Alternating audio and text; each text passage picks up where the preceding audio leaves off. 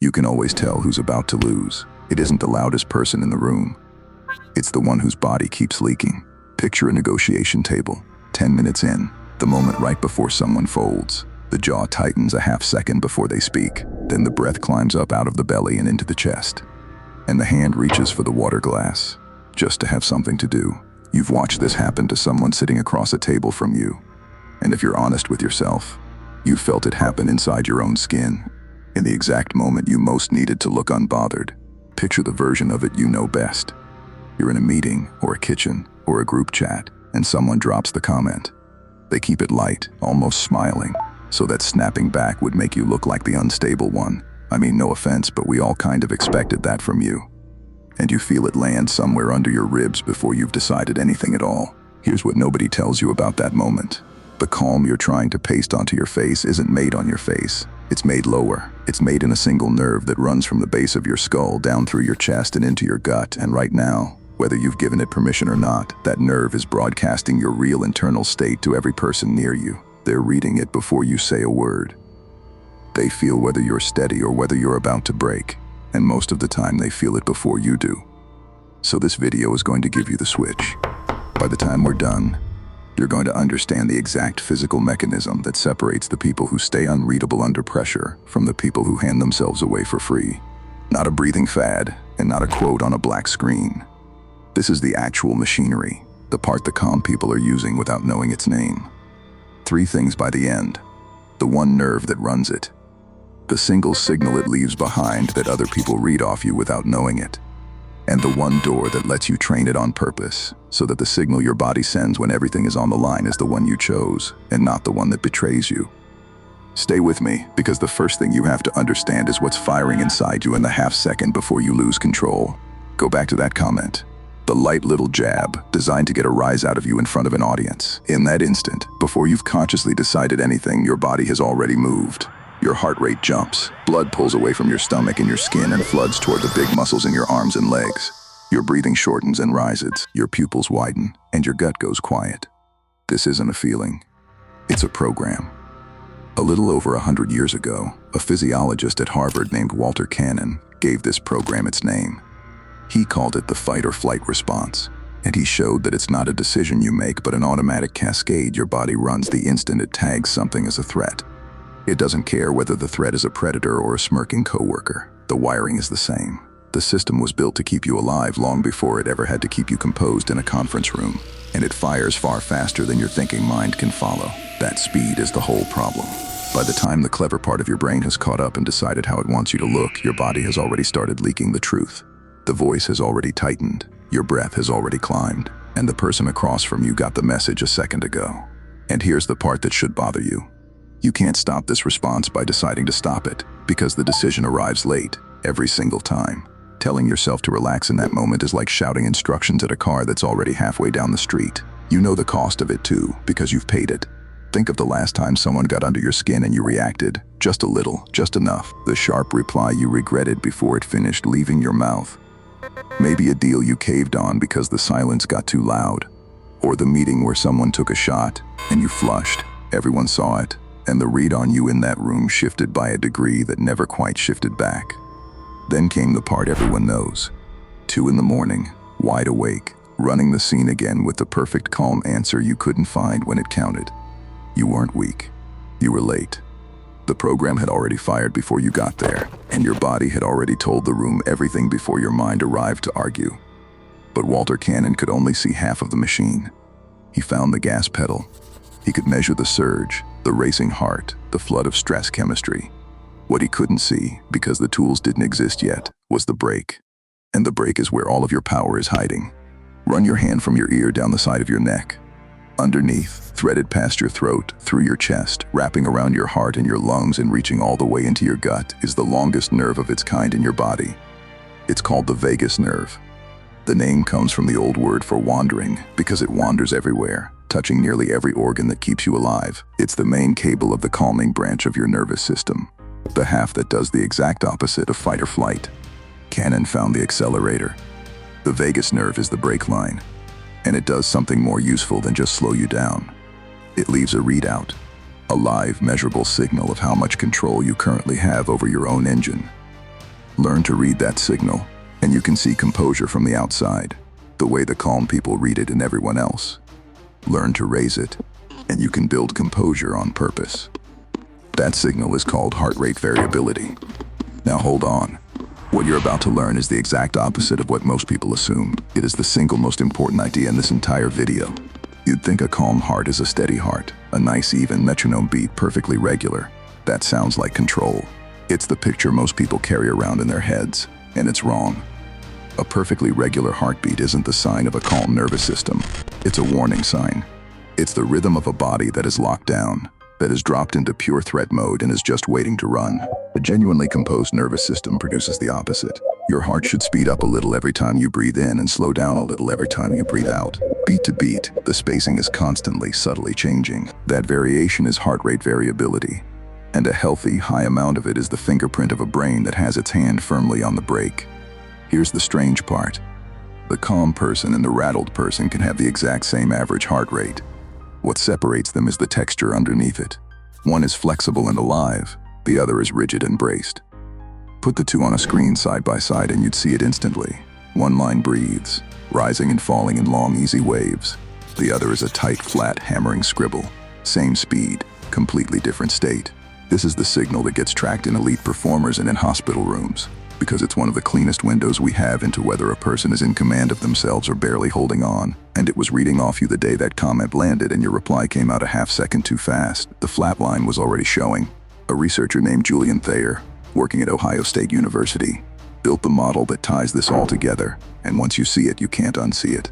His work showed that heart rate variability is essentially a window into your prefrontal cortex, the thinking, deciding, regulating part of your brain right behind your forehead. When that part is online and in command, it sends a steady signal down the vagus nerve to your heart and your variability stays high.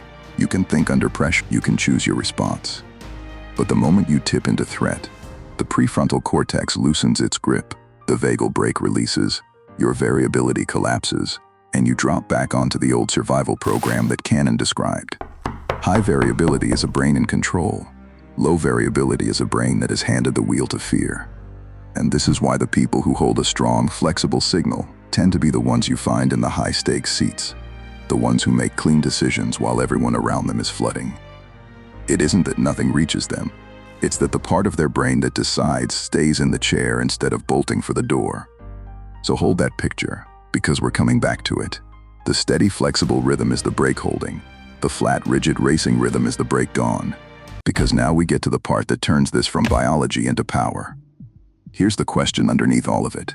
Why does any of this make you unreadable? Why would a nerve in your chest change how other people see you? Because of what other people are actually reading. When you're around someone, you aren't really reading their words. Words are easy to control. You're reading their nervous system, and you're doing it without realizing it, through 100 tiny leaks. First, the pitch of their voice climbs. Then the breath goes shallow and hide. Then come the small movements around the eyes and mouth. A flush rising in the skin. A pause that runs a beat too long because the body is busy elsewhere and can't keep up the performance. Every one of those tells is downstream of the fight or flight response. They're the gas pedal showing through the surface. People feel them and translate them instantly into a single judgment. This one's rattled. I'm getting to them. Now picture the person whose vagal brake is holding. There's no surge to leak. The breath stays low and even. Their voice keeps its floor. The face doesn't flicker, not because they're clenching it into a mask, but because there's nothing underneath trying to break out. They aren't hiding a reaction. They genuinely aren't having one yet. So the other person hunts for the usual tells, the little confirmations that the jab landed, and finds nothing. Just steadiness, looking back. That's what unreadable actually is. It isn't a poker face stretched over panic. It's an engine that never revved in the first place. And this is where the real weapon comes out, because composure under pressure isn't just defense, it's offense. Think about what the person trying to provoke you is actually doing. They're running on feedback. They poke, and they watch for the flinch, and the flinch tells them they've found the lever, so they pull it again, harder. Their whole strategy depends on getting a reaction out of you that confirms they have power over your state. Now take that away. Give them nothing, and watch what happens to them. Watch it climb. The first line was, "No offense, but we all expected that from you." You give them a steady look and an even breath, and nothing moves. So they reach for a second rung. I'm just being honest, somebody has to be. Still nothing. Now they're leaning in, and the third one comes out sharper than they meant it to. Why are you just sitting there? Say something. And that sentence, that exact sentence, is the sound of a person whose own brake just failed. They can't stand the silence because the silence is reading them now. Their heart is climbing, their variability is collapsing, the stress chemistry is flooding their system. Your stillness has quietly become the pressure on them, and they walked right up the ladder to get there. You didn't do anything. You simply refused to feed the machine, and the machine turned on its operator. The frame flipped, and you did it by controlling one nerve. This is the power of staying calm and not reacting under pressure. And now you know it's not a personality trait some people are simply born with. It's a physical state with an address in the body, and that means it can be built. So let's talk about the chemical cost because it explains the stakes on both sides of this. When that fight or flight response keeps firing and the brake doesn't come in to shut it down, your body keeps pumping out cortisol, the main stress hormone. A short burst of cortisol is fine. It's supposed to spike and then clear. The trouble is the person whose brake is weak, who lives with that surge, half engaged all day. Every disagreement, every email, every imagined confrontation in the shower. For them, the cortisol never fully clears, and chronically elevated cortisol takes a toll. Research links it to where on the very prefrontal cortex you need to stay in command. So the more often you lose control, the worse you get at keeping it. That is the spiral. Most people are quietly stuck in it.